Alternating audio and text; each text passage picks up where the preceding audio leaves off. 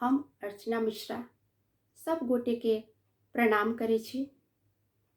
कार्तिक पूर्णिमा के दिन सामा के विसर्जन होइ छनि, यानी सामा के विदाई होइ छनि।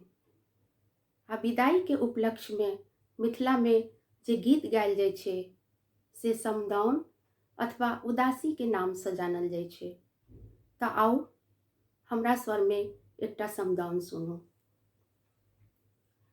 बाबा के अंगना चंदन केर गछिया, चंदन केर गछिया,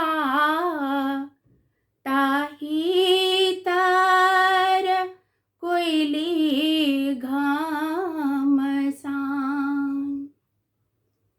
ताही तर कोइली घमसान।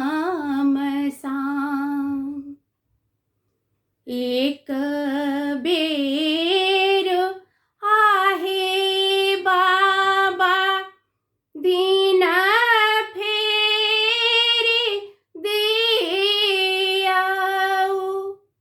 दिन फेरी दियाऊ, खेल दिया दिन दुई चार, खेल दिया दिन दुई चार।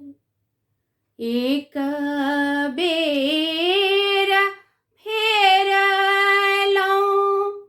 दोसर बेर फेरलौं, दोसर बेर फेरलौं, तेसर में रोसत जमाय, तेसर में रोसत जमाय। किए हम खेलौं बाबा, किए हम पहिरलौं, किए हम पहिरलौं, किए हम भेलौं बिरान, किए हम भेलौं बिरान।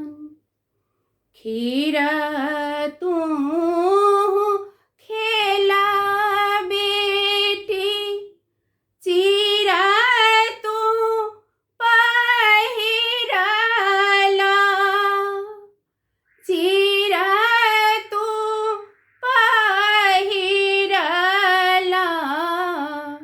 सिंदूर लाय भेलौं बिरान, सिंदूर लाय भेलौं बिरान।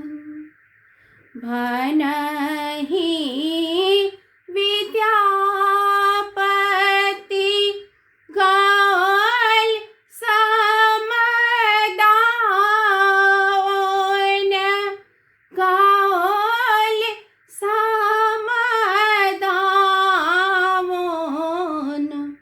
सब धिया सासुर जाय, सब धिया सासुर जाय। धन्यवाद।